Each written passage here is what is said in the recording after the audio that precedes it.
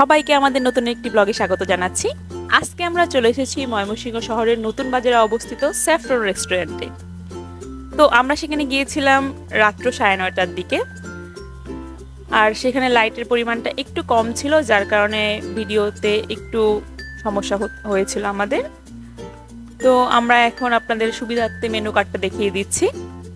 আমরা এখান থেকে কাচ্চি, চিকেন চাপ এবং একটি নান অর্ডার করে নেব। তো অর্ডার করার কিছুক্ষণের মধ্যে আমাদের খাবার চলে এসেছে। নান 4টা পিস করে দিয়েছিল, সাথে ছিল চিকেন চাপ, ওইটার সাথে একটা মশলা টাইপের গ্রেভি ছিল, তারপর মেয়োনিজ তো ছিলই। তো প্রথমে আমরা কাচ্চিটা ট্রাই করব। কাচ্চির পরিমাণটা আপনারা দেখেই নিলেন। তো কাচ্চির দাম ছিল 280 টাকা। আমি দেখে নিচ্ছি ভেতরে কি কি আছে। তো এখানে একটা মাটন পিস ছিল, একটা ডিম ছিল। তো মাটন পিসটা ভালোই বড় ছিল, একটা হলেও মোটামুটি 2টার মতোই দেখা যাচ্ছিল, আর একদম ওয়েল কুকড হয়েছিল। তো এখন আমি আমার হাজবেন্ডকে দিয়ে দিচ্ছি। আমরা কিন্তু সবসময়ই খাবার ভাগ করে খাই, তো আজকেও একইভাবে ভাগ করে দিয়ে দিচ্ছি। আর মাটনটা অনেক সফট ছিল, আপনারা দেখতেই পাচ্ছেন কতটা সফট। তো এখন আমি কাচ্চিটা ট্রাই করছি। কাচ্চির স্মেলটা অসাধারণ ছিল, আর মাটনের পিসটা একদম অয়েল কুকড হয়েছিল।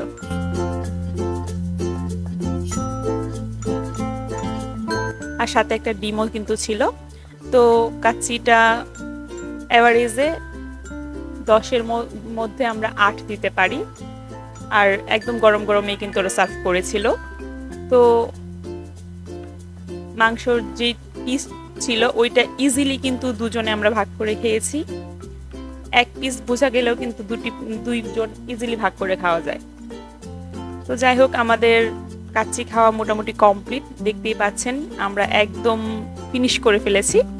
এখন আমরা চলে এসেছি চিকেন চাপ, যেটার দাম ছিল 200 টাকা, আর সঙ্গে নিয়েছিলাম আমরা প্লেন নান, সেটার দাম ছিল 60 টাকা।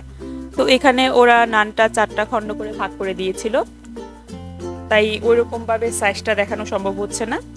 তো এখান থেকে আমি 2 পিস আমার হাজবেন্ডকে দিয়ে দিলাম এবং 2 পিস আমার জন্য রেখে দিলাম। আর চিকেন চাপের সাইজটা ছিল এরকম, এটাও আমরা ইউজুয়ালি 2 ভাগ করে নিচ্ছি। তো এখন আমি ট্রাই করব, সাথে একটু কিন্তু গ্রেভিও দিয়ে দিলাম। তো দেখা যাক খাবারটা ঠিক কেমন। নানটা একদম সফট ছিল এবং ওরা গরম গরম সবকিছু সার্ভ করেছিল। তারপরে মেয়োনিজ দিয়ে ট্রাই করে দেখলাম, এটার স্বাদ কিন্তু একদম অসাধারণ।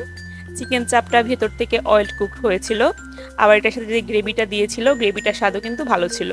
আর মেয়োনিজের পরিমাণ অনেক ছিল, আর আমরা এটা শেষ করেও কিন্তু আরেকবার নিয়েছি। মেয়োনিজের পরিমাণটা আমার কাছে অনেকটাই লেগেছে।